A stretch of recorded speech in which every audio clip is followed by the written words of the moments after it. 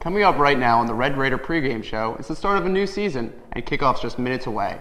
We'll take a look at how the team has grown since the last time they laced them up. Also, WSYC play-by-play announcer Perry Mattern is joining us. His interview and more coming up next. 10 and into the end zone. Chased and brought down.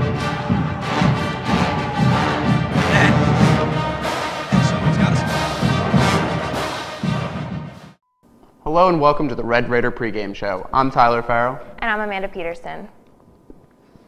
Even before the Raiders broke out their helmets and pads, the team was making ranks.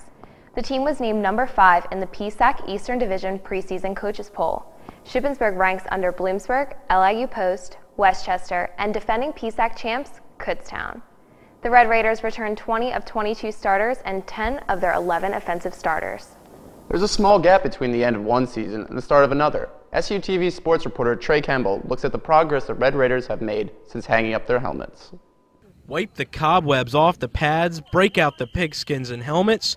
Red Raider football has arrived. And Coach Mark Macheski discussed the team's greatest improvement since the spring game just several months ago.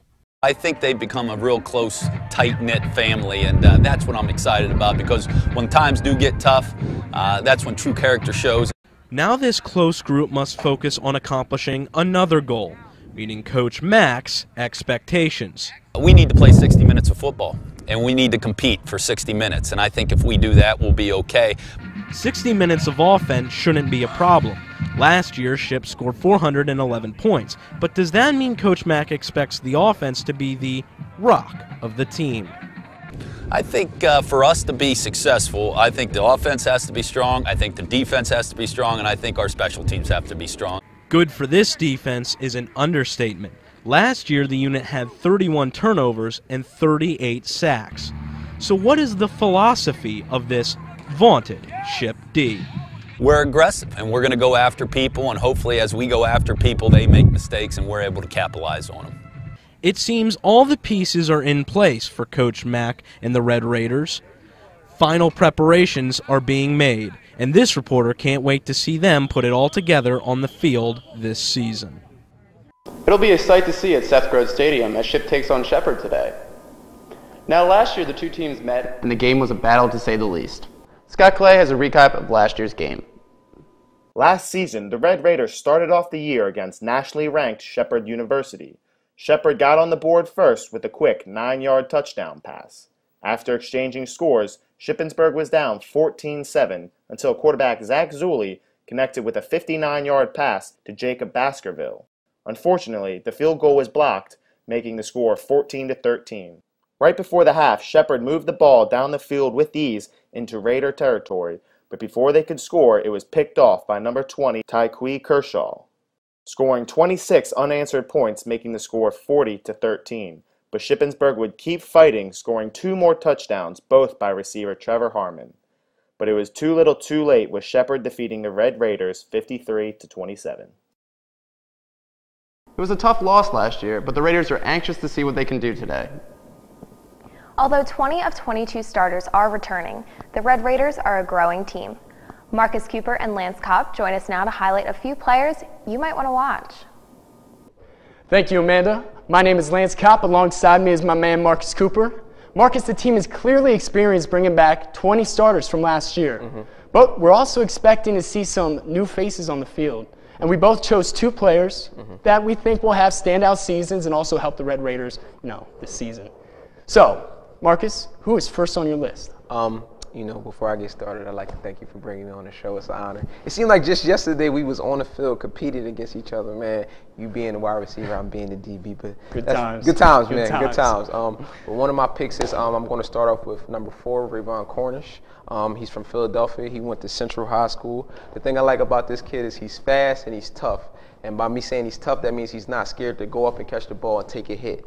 And the thing about him, he just needs to work on learning the plays from the offensive coordinator and reading defense before the snap of the ball. My second pick would be DB Phil Boyd. The thing I like about him is he's also fast and he's tough. And what separates him is he's real confident for a freshman. But the thing he needs to work on is just as a DB, sometimes you got to know that you know instead of second guessing yourself.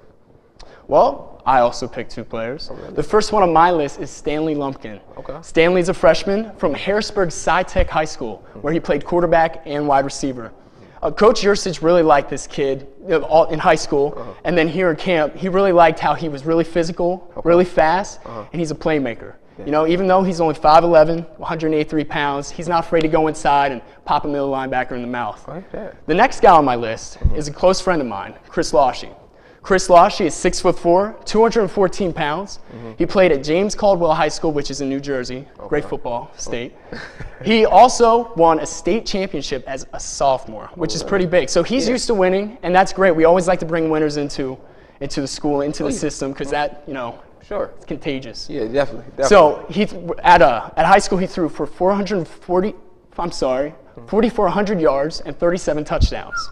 So he's definitely a playmaker. And Coach Yursich likes him because he's a big guy. Definitely. And he likes to go in and pop people in the mouth, and he's not afraid to shy away from hits, even though he's a quarterback. Yeah. He will be backing up Zach Zulli. Okay. But Coach Yursich will definitely get him in there and make some plays to, you know, keep the defense honest. Yeah, he's a tough kid. I like him. Those are our 2 players. We thank you for watching. We're going to send it back to the desk with Perry and Tyler. Thanks, Marcus and Lance. Joining us now is Perry Mattern. Perry will be doing the play-by-play for WSYC and the following for the team for the Carlisle Sentinel.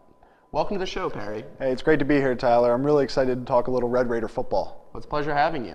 Now, the Red Raiders' offense was the best statistically in school history last year. The team only finished 7-4, though. What does the team need to improve on this year? It's really all about finishing. The Red Raiders head coach, Mark Majeski, that's all he wanted to talk about on Media Day was finishing, and he's been preaching that to his players at camp. I mean, like you said, this team is unbelievable offensively. And defensively last year, they had a 4-game winning streak at the end of the year where they allowed less than 15 points a game. And they bring back kicker Drew Newcomer, who made all 11 of his field goals. So it's just kind of putting it all together for this team to be good.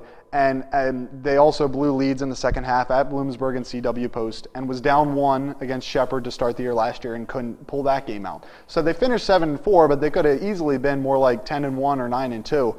So with 20 of 22 starters back and a lot of senior and veteran leadership, I think this team, when it comes down to it in the fourth quarter, is going to be, you know, ready to finish games, and I think they're going to do very well this season. All right. With all that depth, Shippensburg's entering the season with a healthy roster. If there's one guy the Red Raiders can't afford to lose, who would it be? I think it's got to be senior running back Mike Fournette. He's an unbelievable offensive player, and he's a captain on this team. He's a huge leader. He's big in the locker room. You know, he's big on the sideline. But most importantly, he's a running back, and he's really good at it. He set the single-season all-purpose yardage record last year, and he comes back with 4 of his 5 offensive linemen. Now, the big thing about him is, you know, the other defense has to respect how good Mike Fournette is. And if he's not there, then the other teams can game plan a lot more for the passing game, which we also heavily rely on. All right, with that said, what's your prediction for today's game? I mean, like we just said, the Red Raiders can score a lot of points, and I think they're going to do that on Saturday. I mean, they scored only 23 against Shepherd last year, but that's against the #1 defense in the nation. So Shepherd, they bring along a pretty good defense, but I think when it comes down to it, you know, Shippensburg hasn't beat Shepherd since 2004. And we're at home, and I think it's going to be a really good atmosphere for their first game, and Shepherd's nationally ranked. And I think the Red Raiders have the talent to have a good season and especially pull this game off. So I go Red Raiders 38-34. There you go. We have a Red Raiders 38-34 victory. You can check out Perry and Jimmy Wright, who will have the call on 88.7 FM, WSYC, or on WSYC.org. Thanks, Perry. That's it for the Red Raider pregame show. For Amanda Peterson, I'm Tyler Farrell. Stay tuned for Lance Kopp and Trey Kemble live at the Seth Grove Stadium, anxiously awaiting a 1 p.m. kickoff. And thank you for watching. Go Raiders!